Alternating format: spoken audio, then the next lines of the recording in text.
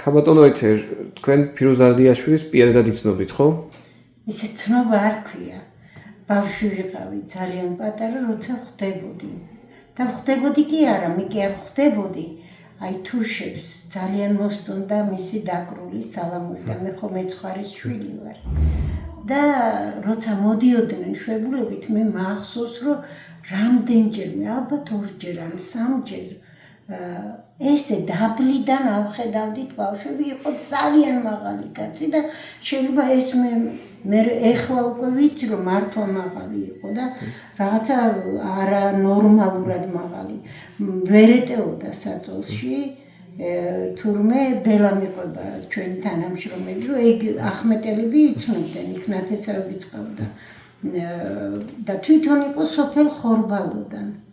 და ფეხით გადმოდიოდა ახმეტაში და ეგ ცოტა გზაც არ არის ისე რომ ფეხით, მაგრამ ჯანმრთელი კაცი სრულიად ისა და აი წარმოუდგენელი სალამურის დიდოსტატი.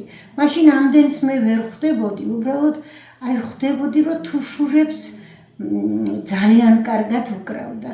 ხან ისეთი უცნაური ჟღერადობა ქონდა იმის დაკვრას, რომ აი ხო პატარა ვიყავი რაღაცნაირად ვითომ მეტირებოდა თუ რაღაც თუ მებრალებოდა რაღაც ცალკე კაცი იყო, მარტო კაცი იყო, უცნაურად მარტო და თუში მეცხვარეები, აი როგორც მე სალამურეებით ან თავის პროფესიულად სალამურთან მყოფი ხალხი მართლა აფასებდნენ და მართლა პატივს სცემდნენ და როგორ ვერ მაგრა უკრავსო კაცო ამბობდესა და ძალიან მაგრა უკრავსო თუშურებსო. ეგრე ალბათ ვერავინ ვერ დაუკრავს თუშის გარდაო.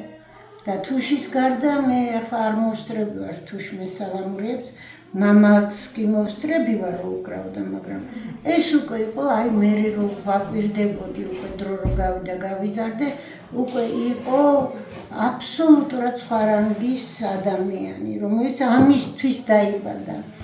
ამისთვის გააჩინა უფალმა ეთყობა, რომ აი ეგრე ვერავინ ვერ დაუკრავდა, როგორც ის უკრავდა.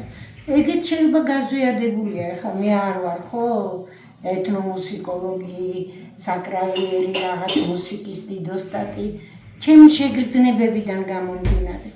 და მახსოვს, რომ აი თუშური ქუდით, ნაბდის ქუდით, შავი ნაბდის ქუდით ეგეთი მაღალი რაღაც უცნაურად თან თითქოს ბავშვით მორიდებული, მაგრამ დაკვრაში ძალიან თამამი და თვალდახუჭულად რო უკრავდა ეგ მახსოვს. აი სულ ხედავდი ჩუმად სადღაც ვიმალებოდით ბავშვები და ხედავდით იქ სტუმრობისას. ან ჩვენთან სიტყვაზე ერთხელ მახსოვს, რომ აი რამდენიმე ერთდროულად რომ მოდიოდნენ შვებულებით ცხრიდან შინ მეცხვარე მამები, რომ რამდენიმე რომ რაღაცა დრო გაეტარათ და ისა და ეგ თუ გამოჩნდებოდა მეგობრობდა აი ამ მეცხვარე ხალხთან მეგობრობდა. ალბათ იცი რა იყო თედორო თვითონაც აინტერესებდა ალბათ ამადაგრული. მე მაგდენი არ მახსოვს, მაგრამ ის მახსოვს, რომ როგორი მართლა ძალიან ალალი პატივისცემით იყვნენ მისადმი გამსჭვალულები და მერე გავიგე მისი ამბები უფრო აი როცა უკვე ფოლკლორისტიც გავხდი და ამ ბოლო დროს საუბრობდით და მითხრა ჩემმა თანამშრომელმა ერთ-ერთმა, ვის მეზობლადაც მოდიოდა და ნათესავები იყვნენ და რჩებოდა. ბელა ნათელაურმა მითხრა, რომ ვერ ეტეოდაო საწოლში იქ რო ღამერჩებოდაო და ის მეზობელი ქალი ამბობდა, რომ საწოლის ბოლოს კიდე სკამებს თუ რაღაცას უდგამდა, რომელზეც აგრძელებდა ლოგინს და იქ იძინებდა ეს. ძალიან ნათლად აი ეგ მახსოვს და მისი რაღაც სევდიანი სიკვდილი მერე. რო გავიგე უკვე დიდმა რა თქმა უნდა, რომ რაღაცა საშინელ ავარიაში გარდაიცვალა. იმ დღეს მიხსენეთ, რომ მეცხვარეები რომ მოდიოდნენ, ყოველთვის ეძახდნენ მასო. ხო, ეძახდნენ, იმიტომ რომ აი მოკეიფე მეცხვარეები სახლი რო ენატრებოდა, სუფრა რო ენატრებოდა, ძალიან მაგარი ისეთი მეცხვარეები, რომ აი მიიღო სიამოვნება.